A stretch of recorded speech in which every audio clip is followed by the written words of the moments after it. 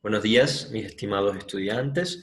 En el día de hoy vamos a dar inicio a una nueva unidad. Esta es la unidad número 4, relacionada con la función respiratoria. Aquí viene una imagen bien sugerente que quiero que todos observen y que se relaciona mucho con este aparato, el aparato respiratorio. Por supuesto, lo primero que deberíamos hacer es reflexionar acerca de la relación que se establece entre el medio ambiente y el sistema respiratorio. Todos tendrán sus propios criterios, pero en este caso quiero darle un enfoque ambiental, cómo el hombre vive en un lugar, un medio ambiente totalmente contaminado en muchas ocasiones, y cómo esta contaminación puede afectar irremediablemente el aparato respiratorio. Aquí yo les voy a presentar algunas ilustraciones que muestran esta idea. En primer lugar, la contaminación del aire, porque es la sustancia la cual nosotros inhalamos y que entra al interior de nuestro cuerpo por toda la estructura del aparato respiratorio. Existe contaminación del aire de dos formas. Ustedes conocen toda esta situación. Puede ser natural y puede ser una contaminación artificial o fabricada. Nosotros acá en el Ecuador tenemos unas fuentes importantes de contaminación ambiental natural y precisamente es la relacionada con las erupciones volcánicas que emiten un gran volumen de gases a la atmósfera en los momentos que están en erupción, entre otras formas de contaminación natural. Y por supuesto la fabricada o la artificial, que es una de las que ocasiona también mucha afectación al ser humano, y en este caso es por el desarrollo industrial, a veces tecnológico, ha ocasionado que se viertan al medio ambiente grandes volúmenes, incluso medidos en toneladas de gases y de otras sustancias como partículas, polvo, etcétera, que afectan nuestro aparato respiratorio. Como ustedes pueden ver, todo este tipo de contaminación penetra a nuestro organismo por las vías respiratorias hasta llegar a los pulmones. Esta foto también se da un poquito de pesar, como esta niña observa una gran industria, que puede, por ejemplo, ser Cemento Chimborazo, cómo se están emanando al ambiente grandes concentraciones de productos químicos, en este caso gaseoso, que puede poner en riesgo el futuro de las nuevas generaciones. Eso yo creo que ustedes también reflexionen, cómo nosotros podemos aportar desde nuestra vida, nuestro actuar cotidiano, a que el futuro sea mucho mejor para las nuevas generaciones. Aquí también tenemos una causa de contaminación ambiental, que no solamente contamina el aire que respiramos, sino también el suelo, incluso por vía oral ingerimos cuando se utilizan grandes concentraciones de sustancias químicas como fertilizantes y plaguicidas orgánicos para obtener los productos que nosotros comemos en nuestra dieta. Aquí tenemos también una de las causas fundamentales, incluso hay algunas ciudades en las cuales la contaminación es tal que se produce el llamado smog. Este smog que es como una neblina química que, por ejemplo, en Londres, en la Ciudad de México, existen algunas ciudades donde esto se ve con más fortaleza. Todo esto nos está haciendo daño de alguna manera. Entonces, como naturópatas, ustedes no solamente van a analizar lo que es la patología que la persona llegue a su consultorio, sino también que van a ver la relación que se establece entre este individuo y el medio donde vive. Porque, por ejemplo, quizás vive cerca de una industria, quizás vive cerca de una gran avenida donde hay grandes concentraciones de estos gases a la atmósfera, entre otros, o vive en el campo, pero usan productos químicos para la agricultura. Todo esto puede estar haciéndole un daño irreversible a su sistema orgánico. Bien, ahora, ¿qué sucede con el aparato respiratorio cuando se expone a todos estos agentes contaminantes? Esta es otra pregunta para reflexionar. ¿Qué sucede a nuestro aparato respiratorio cuando nos exponemos a todos estos agentes contaminantes, ya sean naturales o artificiales? Por supuesto, se dañan. Aquí hay una ilustración que presenta algunas de las principales afectaciones y de las principales contaminantes, cómo estos pueden ocasionar diferentes problemas, por ejemplo, el dióxido de azufre que se ve aquí, cómo provoca inflamación de los alveolos pulmonares y que es un agente también cancerígeno. Esto está en los agentes contaminantes que produce los autos, el parque automotor, Ujú. Entonces también hay otros, como por ejemplo monóxido de carbono, que también salen de los carros, etcétera. Otros también el consumo del cigarro, que es un gran agente contaminante y que daña los órganos que forman el aparato respiratorio. Aquí podemos ver una fotografía un poco contundente. Esto sería un pulmón sano, o sea, y aquí un pulmón al cual se ha sometido a grandes concentraciones de contaminación. Cómo puede cambiar la coloración y la composición que tiene en su interior. Bien, reflexionemos con relación a esta imagen para garantizar una adecuada salud. Ahora, ¿qué es el aparato respiratorio? El aparato respiratorio, este es un aparato bien sencillo, vamos a tratar de dar algunos elementos esenciales, luego ustedes continuarán su profundización en el libro Principios de Anatomía y Fisiología Humana, Tórtora. Recuerden que aunque esto es un libro de consulta, un material complementario, yo siempre les he sugerido que una vez que reciban la clase, que lean las diapositivas que yo les estoy presentando, vayan al capítulo del Tórtora donde está este contenido y puedan profundizar. Bien, esta es la espinita y del pescado es el esqueleto y ustedes le van a poner otros elementos para darle cuerpo a esa información. Bien, no se queden con esto, por favor. Esto es una orientación, una guía general para que ustedes luego continúen su formación académica. El aparato respiratorio es el conjunto de órganos cuya función principal es la de trasladar el aire al interior del cuerpo y realizar el intercambio de estos gases entre los pulmones y la sangre.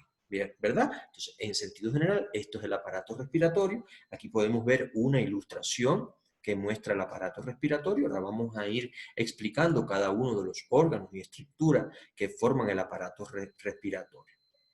Ahora, también es importante señalar que el aparato respiratorio, como ven acá, contribuye con la homeostasis. Recuerden, esta palabra significa equilibrio.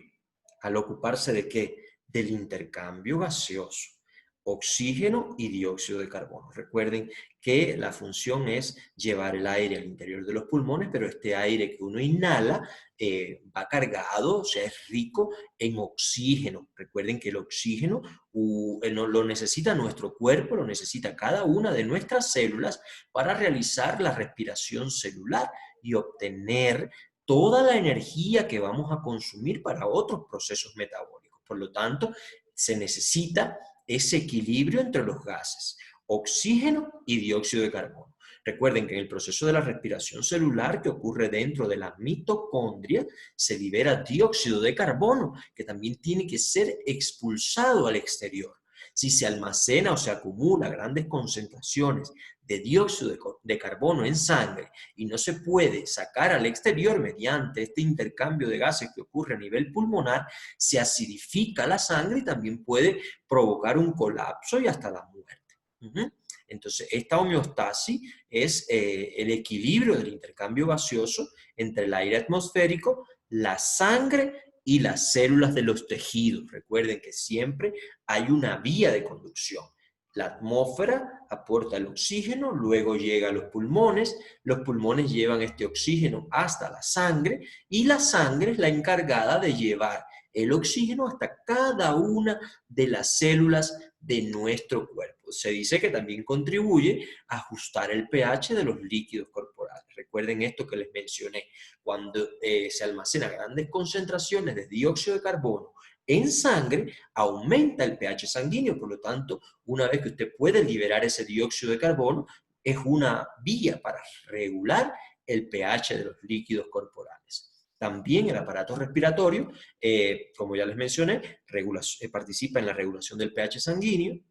También el aparato respiratorio contiene receptores para el sentido del olfato. Recuerden que uno de los principales órganos de los sentidos está asentado a nivel de las vías respiratorias superiores, en el caso de la cavidad nasal, ¿verdad? Entonces, esto también, como veíamos en el sistema esquelético, recuerden que la fosa nasal, la parte superior, está formado por el hueso etmoides, ¿verdad? Recuerden que ahí se encontraba toda la lámina cribosa, que eran los pequeños orificios por los cuales inervaba nervio olfatorio, y entonces en este caso, a nivel del aparato respiratorio se encuentra este órgano de los sentidos. También en el aparato respiratorio se encuentra un sistema que ustedes pueden luego comprobar aquí en las diapositivas, que demuestra que en toda su estructura hay un proceso de filtración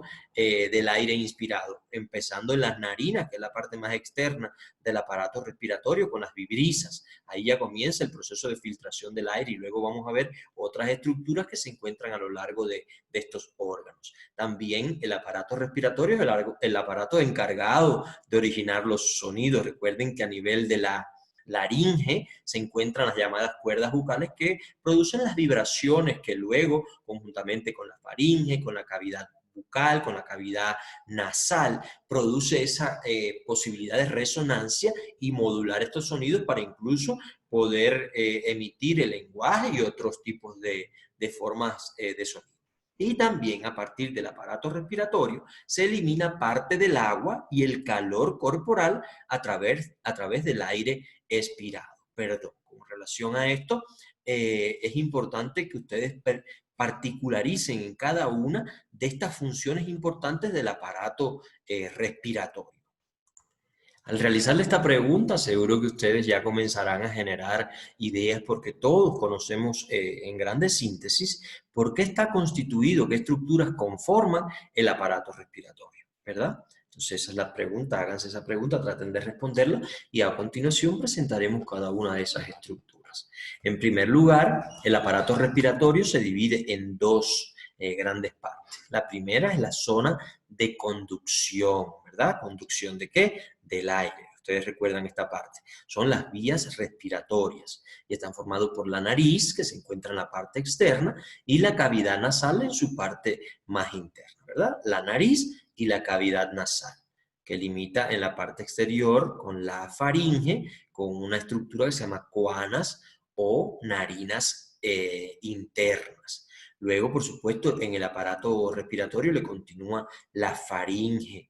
Recuerden que la faringe está dividida en tres zonas importantes que ya mencionábamos cuando veíamos el aparato digestivo, en este caso la nasofaringe, orofaringe o bucofaringe y la laringofaringe. Entonces, toda esta estructura, la garganta, sería la faringe. Luego le continúa en estas vías respiratorias la laringe, el órgano de la fonación. Ahí se encuentran las cavidades y las cuerdas vocales para producir el sonido. Le continúa, por supuesto, la tráquea, esta estructura que ustedes pueden observar acá, y los bronquios, que tenemos dos bronquios principales, luego se van dividiendo en broncos secundarios, terciarios y cuaternarios.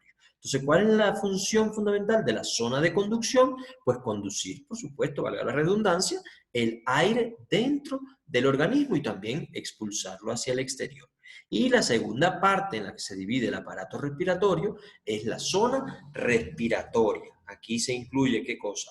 Los pulmones, el árbol bronquial en su parte interna y, por supuesto, la unidad funcional de los pulmones, que son los alveolos.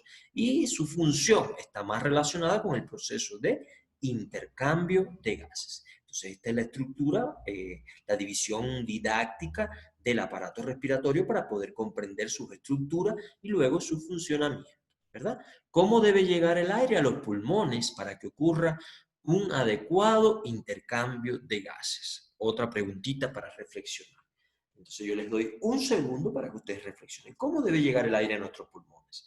Por supuesto, seguro que me van a responder. Debe llegar limpio, debe llegar húmedo y debe llegar caliente, ¿verdad? Porque no puede ser la misma temperatura ni las mismas condiciones del aire atmosférico. ¿Qué función juega la nariz en este proceso? Ahora vamos a ver esta respuesta a esta interrogante. La nariz, por supuesto, es un órgano especializado que se localiza en la entrada del aparato respiratorio. Ustedes observan acá, que puede dividirse en una porción externa y una interna, que luego vemos en otra ilustración denominada cavidad nasal. Aquí ustedes pueden ver que está constituido por un marco óseo, que es la parte superior, que incluye huesos frontales, huesos nasales, partes del maxilar, Tiene un marco cartilaginoso, que es toda esta parte del cartílago nasal lateral, cartílago septal y los cartílagos alares. Y también un tejido conectivo fibroso denso y tejido adiposo. Recuerden que la nariz es un poco blanda en este caso, ¿verdad? Aquí en la parte externa de la nariz se encuentran las narinas, se llaman narinas el orificio nasal. ¿Cuál es su función? Pues mantener la apertura del espacio para la entrada del aire sin dificultad. Recuerden que tiene que tener esta estructura sólida para que el aire pueda pasar, no se cierre de ninguna manera. Y también está relacionada con otra función que es la de filtración del aire. Luego vamos a ver otras estructuras, pero ya les decía, ya les mencionaba que desde el primer momento, aquí cuando encontramos unos vellitos que se encuentran en las narinas y un poquito más hacia el interior, que se llaman vibrisas, se encargan de filtrar de alguna manera el aire. Luego encontramos mucus, que también permite que se adhieran a ese mucus partículas de polvo y otras cuestiones para evitar que esas partículas contaminantes continúen hacia el interior del aparato respiratorio. Ya la cavidad nasal, que es la parte interna de la nariz, en su parte anterior se continúa con la porción externa de la nariz, que serían las narinas, y en su parte posterior, ustedes pueden observar aquí, se comunica con la faringe.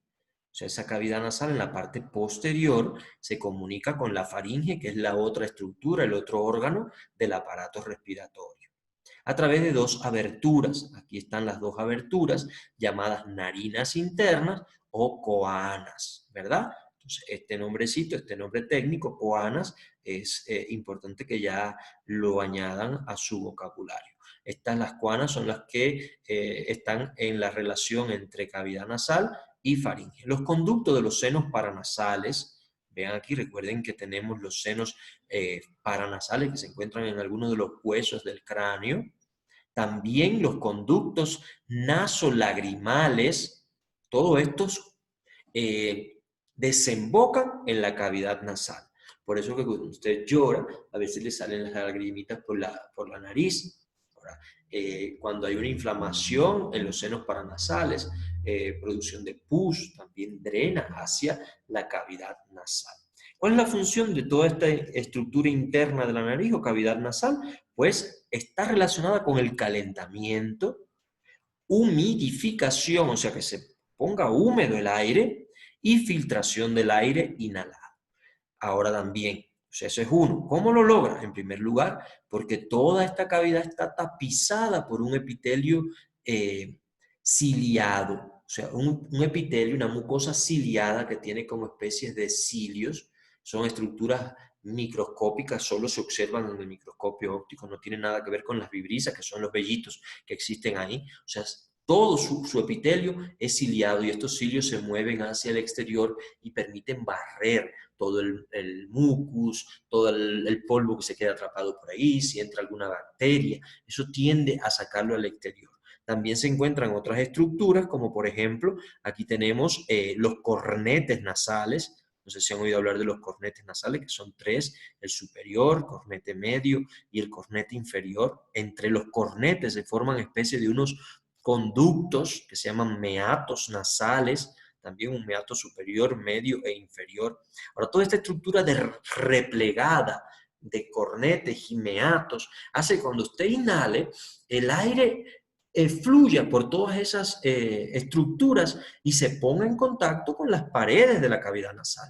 Y al ponerse en contacto con las paredes de la cavidad nasal, que es una mucosa muy vascularizada, porque tiene abundantes vasos sanguíneos, va a permitir que ese aire aumente su temperatura, regule su temperatura, que se humedezca con la humedad de la mucosidad que existe ahí, y también que al pasar también se adhieran las partículas a todas esas estructuras para que no continúen su avance. Entonces vean la importancia de la relación estructura-función. Todo está diseñado con un propósito, o sea, tiene esta forma de cornetes y meatos para que el aire pueda ser calentado, filtrado y que se humedezca de alguna manera. Bien, a continuación aquí vemos un poquito más grande los llamados cornetes nasales, los meatos, que son los conductos que se forman entre los cornetes, que permite todo este proceso. Esto aumenta considerablemente también la superficie de contacto del aire con las mucosas.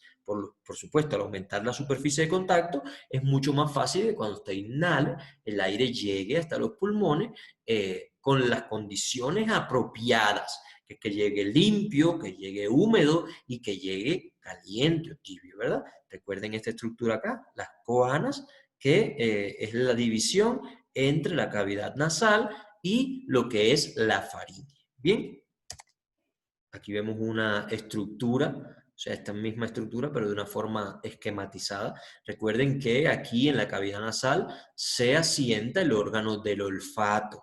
Recuerden que aquí, como yo les mencionaba, en el hueso etmoide se encontraba la lámina cribosa, que era una especie de unos pequeños orificios en ese hueco, que conecta, inerva todo lo que es los receptores olfatorios con el nervio olfatorio. ¿Ve? En la parte superior, ahí está el sentido del olfato.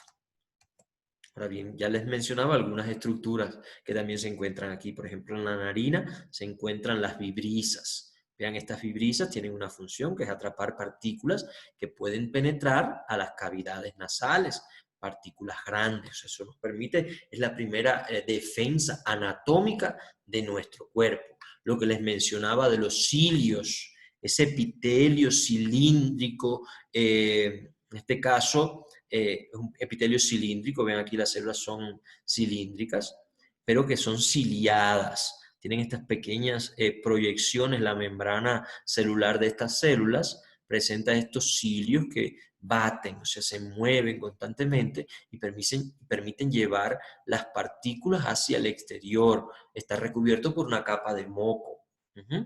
Ahí vean también que barren hacia afuera para polvo, microorganismos que entran a las vías respiratorias.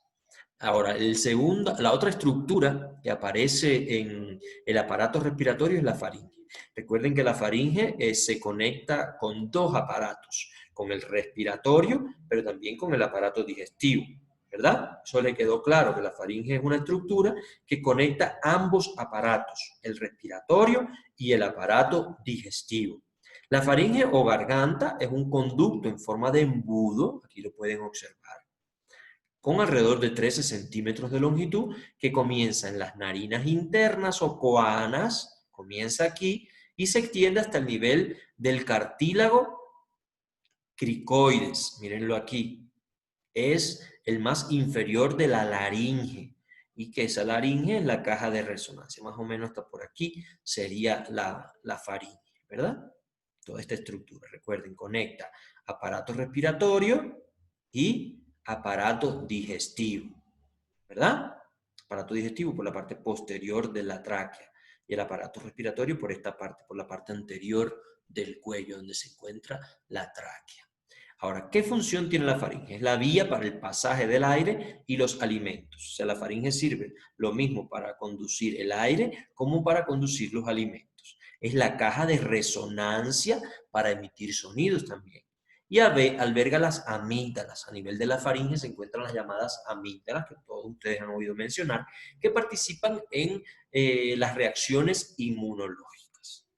Ahora bien, la faringe, ya eso también ustedes lo vieron en la clase de aparato digestivo, está dividido en tres regiones, que son la llamada nasofaringes a nivel de, vean aquí, a nivel de la nariz. También tenemos la orofaringe, que sería la garganta como tal, la parte que corresponde con la parte anterior con la boca. Y por último, la laringofaringe, que se comunica aquí en esta parte con la laringe, ¿verdad? Entonces, la nasofaringe estaría en la parte superior, es protegida, recuerden, por el velo del paladar. Cuando usted está deglutiendo, las cuanas se cierran, ajá, por la acción de la úvula y el velo del paladar. Y la laringe es protegida ¿por qué estructura? Por la epiglotis. ¿Lo ven aquí? Cuando usted deglute, la epiglotis desciende y evita que el alimento se vaya hacia la laringe y continúe luego hacia la tráquea, que puede ocasionar una broncoaspiración o un ahogamiento por determinada estructura que pueda penetrar hacia allá. Por eso una norma de seguridad es cuando usted está alimentándose, comiendo, no converse, o sea, dedíquele a la alimentación y no esté conversando, utilizando el celular, porque el sistema nervioso puede estar en cortocircuito y si no manda las señales al momento que lo necesita para cerrar aquí la epiglotis, se le puede ir el alimento por las vías respiratorias, ¿verdad? A continuación, por supuesto, aparece la laringe. La laringe está aquí, en esta parte. Uh-huh. Es un conducto corto que conecta a la laringofaringe con la tráquea, ¿verdad? Esta sería la laringe, órgano con el cual producimos los sonidos. Otro elemento importante a destacar de la laringe, su función está relacionada con la fonación, con la emisión de sonidos. La apertura superior de la laringe, como ya les expliqué, la apertura superior de la laringe está protegida o cerrada por la epiglotis. Ven aquí, esta estructura cartilaginosa que desciende como un tapón para evitar que el alimento se vaya hacia la laringe. Cada vez que el alimento desciende por la faringe, esta se cierra para hacer que desemboque en el canal del esófago y no vaya a los pulmones. ¿Lo ven aquí? Cómo se cierra la epiglotis, obstruye la laringe y el alimento sigue por el esófago, la parte posterior. Aquí vemos una ilustración de la laringe. Recuerden que es la parte, está aproximadamente en la parte anterior del cuello. Este cartílago, esta parte que en el hombre se hace más pronunciada, que es la nuez de Adán, la manzana de Adán, es el cartílago tiroides. Por lo tanto, la laringe es un órgano que está formado fundamentalmente por tejido cartilaginoso, en este caso 9 piezas cartilaginosas, 3 impares y 3 pares. Vean cómo aquí está el cartílago cricoides más hacia la parte inferior, ¿verdad? Y aquí se encuentra el cartílago, miren aquí, tiroides. Recuerden que la glándula tiroides se asienta sobre la primera porción de la tráquea y se adhiere también a los cartílagos de la laringe. Importante este conocimiento. Esta es la vista anterior y esta sería la vista posterior. Esta es la epiglotis, uno de los cartílagos que forma parte de la laringe. Véanlo aquí, mirándolo por la parte anterior. Este es la epiglotis. Este es el hueso hioides. Recuerden que es un hueso que no está articulado con otro hueso que está en la parte anterior, el hueso hioides, pero por detrás está la epiglotis. Lo ven aquí, que es como una tapita, una hoja de la epiglotis que desciende y puede salvarnos la vida esa epiglotis, para que no se nos vaya el alimento hacia las vías respiratorias, hacia la tráquea. Como ya les decía, aquí en la laringe se encuentra el órgano de la fonación. Más o menos tiene esta estructura, véanlo aquí, la caja de resonancia, y hacia el centro de la laringe se encuentra lo que se llama la glotis. La glotis, ahí es donde se encuentran las cuerdas bucales, o sea, los pliegues vocales. En este caso, aquí tenemos las cuerdas vocales verdaderas, estas membranas que se encuentran aquí, que comienzan a hacer resonancia, a vibrar y producen los sonidos. Y aquí tenemos las cuerdas vocales falsas, ¿verdad? Todo esto es la glotis. Y esta es la epiglotis. Entonces aquí se encuentra el órgano de la fonación en la laringe. Ahora la tráquea. La tráquea, por supuesto, como ustedes pueden observar acá, es un tubo cilíndrico de 10 a 12 centímetros de largo por a 2,5 centímetros de diámetro. Se mantiene constantemente abierta. Recuerden que está formada por discos cartilaginosos, pero que no cierran totalmente en la parte posterior. En este caso, tienen una forma de C y está formado de 16 a 20 cartílagos. En este caso, cartílago hialino, de modo que el aire puede fluir por ella con facilidad. O sea, por eso es que no se cierra. Se mantiene unido por medio del tejido conectivo denso en su parte dorsal. O sea, en su parte dorsal es tejido conjuntivo denso. En su parte anterior está formado por discos cartilaginosos en forma de C. Esto lo que permite es que sea como un tubo, que no se pueda cerrar, para que el aire pueda fluir sin ningún tipo de contratiempo. Ahora, ¿qué pasa cuando hay una irritación? Por ejemplo, en un incendio, usted está dentro de la casa y comienza a inhalar el humo. En este caso, las mucosas pueden llegar a una inflamación tan severa que impida lo que es el flujo del aire. En este caso, ahí tienen que hacer una intervención quirúrgica, en este caso, una traqueotomía. No sé si han visto este tipo de intervención que realizan los médicos, ¿verdad?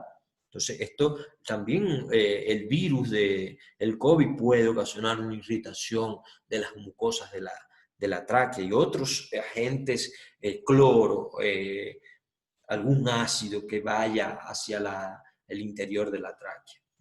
Entonces hay que tener en cuenta las medidas higiénicas sanitarias para mantener esta estructura siempre funcional, o sea, abierta, para que el aire pueda circular sin ningún tipo de contratiempo.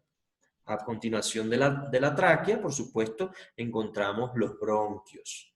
Y aquí comienza lo que se llama el árbol bronquial que se bifurca hacia el interior de cada pulmón, de cada lóbulo pulmonar, hasta llegar a convertirse en los bronquiolos terminales, donde se invaginan para formar los llamados alveolos.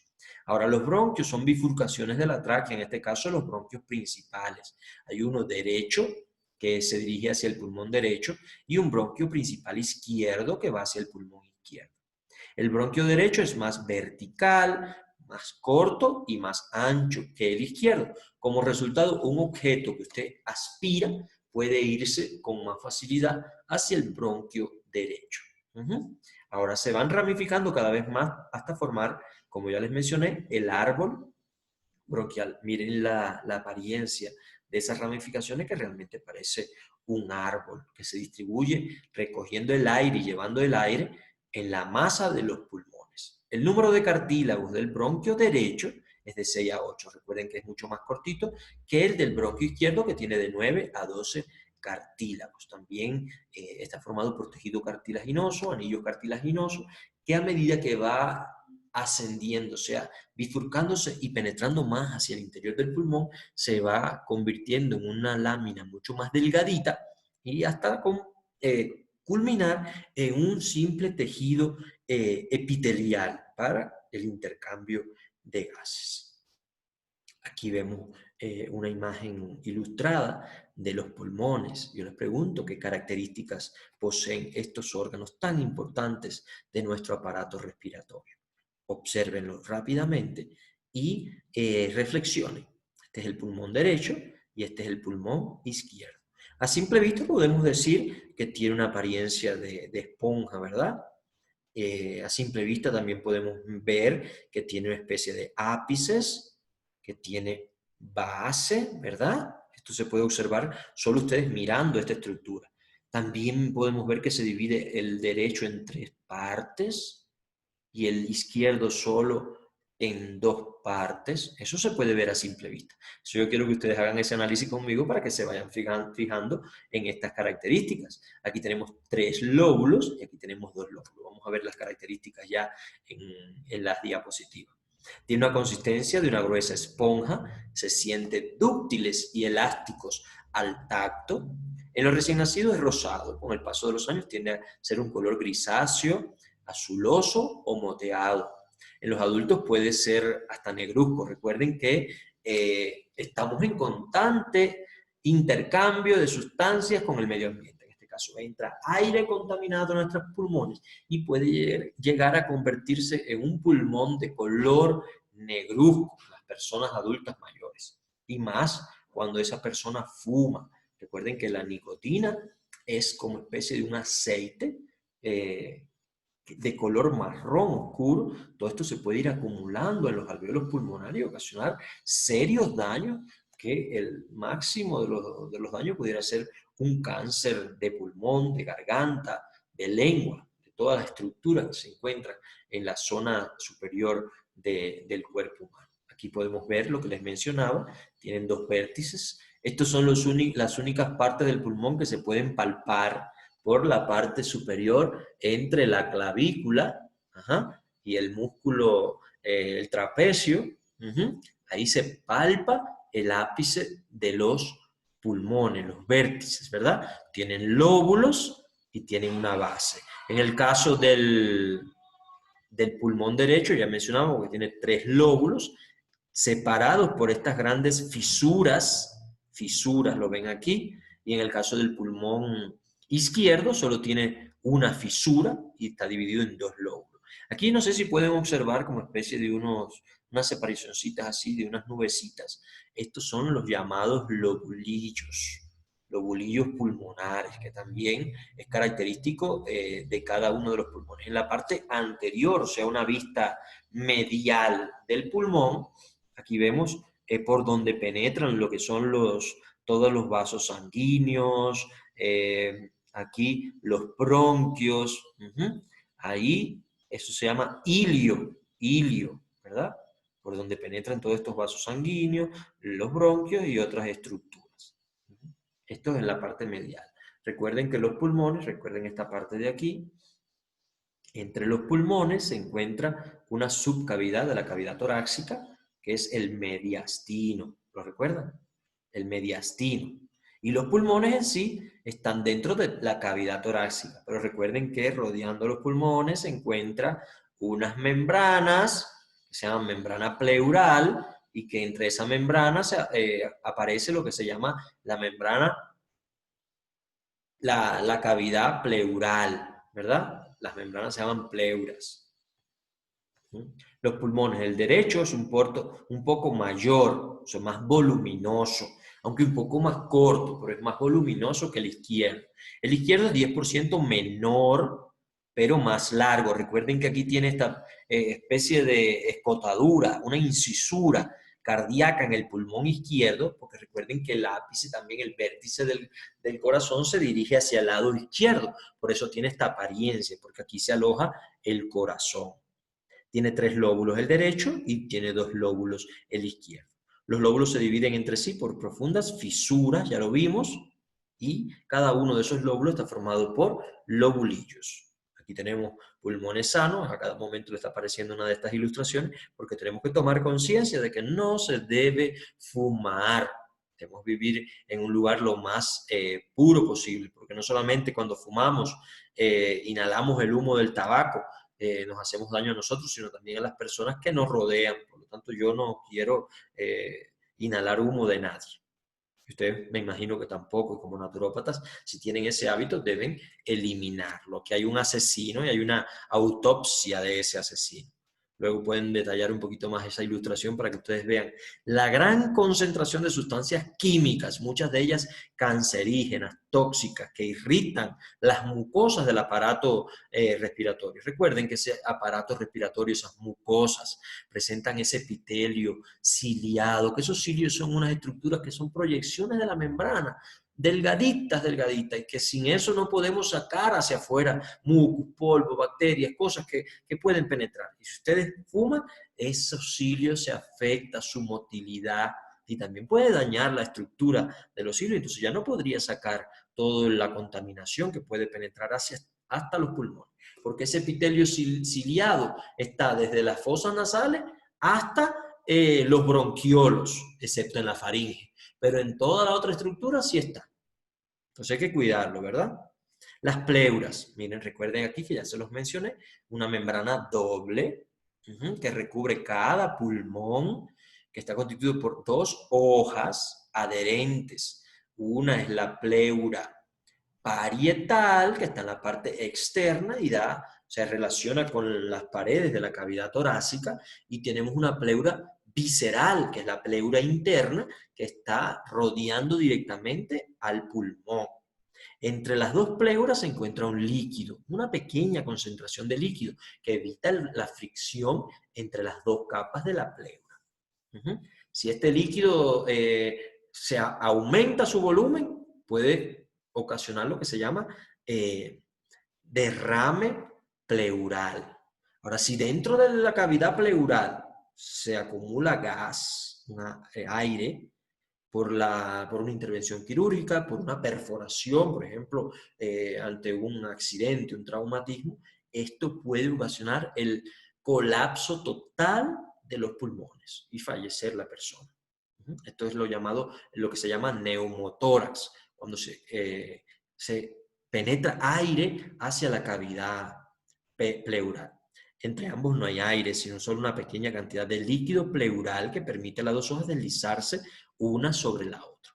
Evita que los pulmones se dañen rozándose contra la cavidad torácica. Recuerden que esto es una estructura de protección de los pulmones. 2 capas de pleura y en el interior un líquido. O sea, eso protege el pulmón porque como constantemente está en funcionamiento, tiene que rozar con las cavidades internas del tórax y esto lo protege, evita esa fricción, ¿verdad?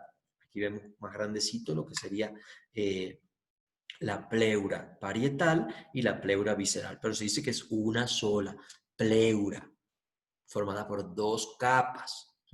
Bien, claros en eso. Y por último tenemos los lobulillos, donde se puede observar acá los lobulillos, que están formados por numerosas especies de racimos, de invaginaciones epiteliales. Al final de los bronquiolos terminales, lo ven aquí, cómo se forman como especies de unos racimitos de uva, que son sacos alveolares, los alveolos. Esto vuelvan a repetir esa palabra, alveolos pulmonares, son las unidades funcionales del pulmón. Porque en este lugar, ya son la parte más interna, más pequeñita, que hay que observarlo al microscopio óptico, es donde ocurre el intercambio de gases entre estas estructuras alveolares y los vasos sanguíneos. Vean cómo esos sacos alveolares están rodeados de una amplia red de vasos sanguíneos. O sea, está rodeado por muchos vasitos sanguíneos. ¿Por qué? Porque aquí es donde está ocurriendo el intercambio de gases. Aquí llega el aire con oxígeno, hacia el interior del pulmón, y aquí viene la sangre cargada de dióxido de carbono. Entonces el oxígeno se va hacia la sangre y el dióxido de carbono vuelve a pasar al interior del pulmón, a los alveolos, para ser expulsado. Bien, entonces esta es la unidad funcional del pulmón y se llama alveolo. Los alveolos son todos estos saquitos, todo es el saco alveolar que se encuentra dentro de los lobulillos, ¿verdad? Un lobulillo, o sea, cada lóbulo pulmonar se divide en lobulillos, con un volumen de casi 1 centímetro cúbico cada lobulillo. Cada lobulillo, cada fragmentito de esto, tiene alrededor de 1 centímetro cúbico. Hay casi 800 lobulillos en el pulmón derecho y 700 en el izquierdo. Recuerden que el pulmón derecho es más voluminoso que el pulmón izquierdo. En cada lobulillo penetra una delgada ramificación de los bronquios. Ahí están ya los bronquiolos terminales, en este caso, ya formando los bronquiolos terminales. Son como unas ramificaciones donde se encuentran los sacos alveolares y específicamente cada alveolo. Miren, un alveolo independiente y cómo se ve que el alveolo está totalmente recubierto de una amplia red de vasos sanguíneos, en este caso capilares alveolares, por lo tanto el pulmón es muy vascularizado, porque aquí está ocurriendo ¿qué proceso? Intercambio de gases. Lo podemos ver aquí, unidad anátomo-fisiológica del pulmón, los sacos alveolares y específicamente los alveolos, que son cada uno de esos saquitos, ¿ven? En los extremos de los bronquiolos terminales. En cada lobulillo se encuentran esas estructuras. Y aquí es donde ocurre, ¿qué cosa? Les pregunto, intercambio de gases. Muy bien su respuesta. Aquí no vamos a particularizar, solo que destacar que cada alveolo está rodeado, envuelto por un ovillo de vasos capilares. Recuerden, relación estructura, función. Si está ocurriendo intercambio de gases, por supuesto, y tiene que haber una gran concentración de pequeños vasitos sanguíneos para que el dióxido de carbono de la sangre pueda llegar al pulmón y el oxígeno que llegó al alveolo penetre hasta la sangre. Miren qué interesante, sobre masa líquida, los alveolos sobre los que estas se extienden son muy numerosos, unos cientos de millones son los alveolos, desarrollan una superficie total de 100 a 150 metros cuadrados. O sea, ustedes ven el tamaño de un pulmón, pero si se extendieran todas esas membranas que forman los alveolos, ocuparían alrededor de 100 a 150 metros cuadrados. Recuerden siempre la relación estructura-función. porque aquí se necesita una gran superficie para el intercambio de gases. Oxígeno hacia la sangre, dióxido de carbono hacia los alveolos. Entonces, para lograr eso, tiene que el organismo haber diseñado una estructura que si usted la extendiera, tuviera más espacio para poder realizar ese intercambio. Bien, los procesos de la respiración. Importante porque a veces decimos que solo esto estamos respirando, ¿verdad? Hay que saber hacer una buena respiración. Eso también lo tiene que aprender a hacer un naturópata. Yo no soy muy ducho en la materia, pero ya los recibirán en psicofísica y otras materias posteriores, ¿verdad? Hay diferentes tipos de respiración, no solamente la que uno hace torácica, sino también abdominal y de otros tipos. Eso sí saben otros especialistas. Pero los procesos de la respiración son 3, y eso quiero que ustedes lo señalen.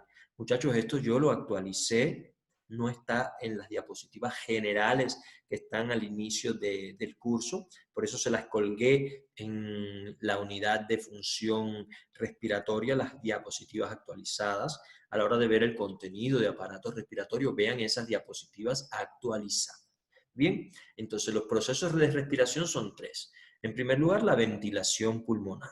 Por supuesto, aquí tenemos los 2 procesos ventilatorios, que son la inspiración, cuando uno inhala, y la expiración, cuando el flujo de aire es hacia afuera, ¿verdad? Esto lo garantiza una serie de estructuras que luego vamos a definir, pero ya podemos dar un adelanto.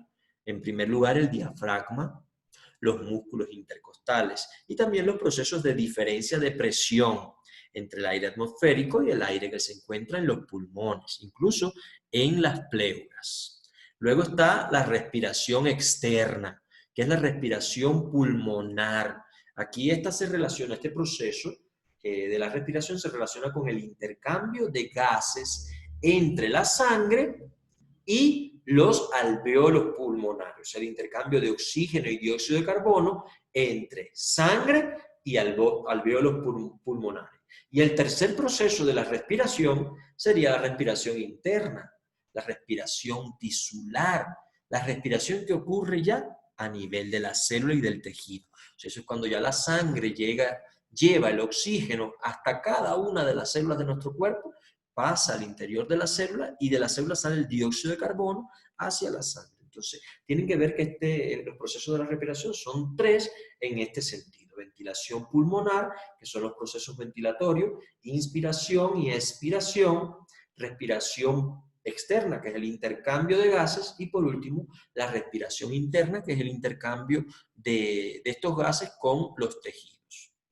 Como ya les decía, estos son los 2 procesos de la ventilación, que está la inspiración y participa el diafragma. O sea, cuando desciende el diafragma, porque este es un músculo, recuerden que el diafragma se encuentra entre la cavidad abdominopélvica y la cavidad torácica. Es en forma de una cúpula, ese diafragma. Cuando él se contrae, desciende. Y al descender, disminuye la presión interna del pulmón y el aire entra, porque la presión externa se hace mayor a la interna. Y el aire entra simplemente. Recuerden, el pulmón no se mueve. El pulmón por sí mismo no se dilata y se contrae. No es pulsátil como el corazón. El pulmón lo único que hace es seguir este movimiento del diafragma y en este caso también de los músculos intercostales que forman la caja torácica. Entonces aumenta el volumen del pulmón cuando el diafragma se contrae. Lo ven aquí. El diafragma tiene una forma de cúpula. Cuando este se contrae, desciende y entra el aire. Ahora, cuando el diafragma se relaja, vuelve a ocupar su posición normal, o sea, asciende el diafragma cuando este se relaja y el volumen del pulmón sale hacia el exterior, entonces sería el proceso de expiración. Esto en síntesis es el proceso ventilatorio. Aquí podemos ver también relacionado con las presiones, cómo cambian. Pero lo más importante es que ustedes me mencionen este proceso acá. ¿Qué músculos están relacionados con esto? Ya les mencionaba. Los intercostales, aunque también el diafragma que está por acá, el diafragma que está acá, mírenlo aquí internamente, el diafragma estaría aquí como una cúpula, Y los intercostales, que pueden ser internos o externos, también los serratos anteriores, también el esternocleidomastoideo que asciende un poquito, escalenos, todos estos músculos de alguna manera participan en el proceso de ventilación. Recuerden que el movimiento de la caja torácica, en dilatación y contracción, o sea, eso es lo que permite la entrada y salida del aire. Luego, ¿cómo es que ocurre esto? ¿Cómo que el oxígeno penetra a la sangre? Esto es un proceso fisiológico, en este caso por diferencias de concentración. Al existir más oxígeno en el alveolo que en la sangre, por difusión el oxígeno penetra hacia el torrente circulatorio. Y aquí se une con la hemoglobina. Recuerden, la hemoglobina tiene 4 moléculas, formando esa gran molécula proteica que es la hemoglobina, tiene 4 núcleos, a los cuales se combina con el oxígeno, 4 moléculas de oxígeno, formando la llamada oxihemoglobina. De esa forma es que el oxígeno viaja en la sangre. No es que burbujitas o pequeñas partículas de oxígeno se diluyen en el plasma sanguíneo y viajan ahí. No, no, no. Aquí hay una reacción química entre la hemoglobina y el oxígeno. Y recuerden, para que ocurra este proceso de oxidación, también tiene que estar presente el hierro. Por lo tanto, ustedes como naturópatas recuerden que siempre tienen que controlar los niveles de hemoglobina en las personas, porque puede haber un tipo de anemia ferropénica, por ejemplo, que no tenga suficiente hierro, y entonces el proceso de transporte de oxígeno se vuelve incorrecto, no ocurre adecuadamente. Por lo tanto, hay que consumir alimentos que tengan hierro. Por ejemplo, las espinacas tienen hierro, pero también tienen que consumirla con vitamina C, porque solo el hierro que está en los vegetales, usted si no incorpora ácido, en este caso ascórbico, que es vitamina C, no se fija adecuadamente. Pero esto es contenido de otras asignaturas, ¿verdad? Entonces, el oxígeno viaja en forma de oxihemoglobina en la sangre. Es una pequeñita porción. Viaja disuelto en el plasma, no lo excluyo, pero que el mayor por ciento viaja en forma de oxihemoglobina. En este caso, ven lo que les explicaba en una ilustración, cómo el aire con oxígeno penetra al alveolo, ¿ven? Son membranas muy delgaditas que permiten que ocurra la difusión. Aquí tenemos el alveolo y aquí tenemos un vasito sanguíneo, ¿verdad? Aquí tenemos un pequeño vaso sanguíneo, un capilar sanguíneo, y como aquí hay mayor concentración de oxígeno, atraviesa las paredes, o sea, por difusión, hasta la sangre. Y aquí se produce una sangre oxigenada. Pero por acá viene la sangre del cuerpo con mucho dióxido de carbono. Entonces, como la concentración de dióxido de carbono aquí es mayor en la sangre que en el alveolo, por difusión, por diferencias de concentración, por un tipo de transporte pasivo, recuerden, pasa el dióxido de carbono hacia el alveolo y luego es expulsado al exterior. De lo mismo ocurre, oxígeno, hay mayor concentración en el alveolo, menor en la sangre, por lo tanto, por difusión, por diferencias de concentración, el oxígeno pasa del alveolo hacia el capilar sanguíneo. De esa forma ocurre el intercambio de gases a nivel pulmonar. Esta diapositiva la encontré en este texto, de lo más curiosa, cómo hay modificaciones de los movimientos respiratorios, entre las que encontramos algunas curiosas como la tos, ¿verdad? Es una modificación de los movimientos respiratorios. La tos es una inspiración larga y profunda seguida por el cierre completo de la rima glótica, lo que produce una expiración fuerte. El estornudo, el suspiro, bostezo, sollozo, llanto, la risa, el hipo, son modificaciones de estos movimientos respiratorios.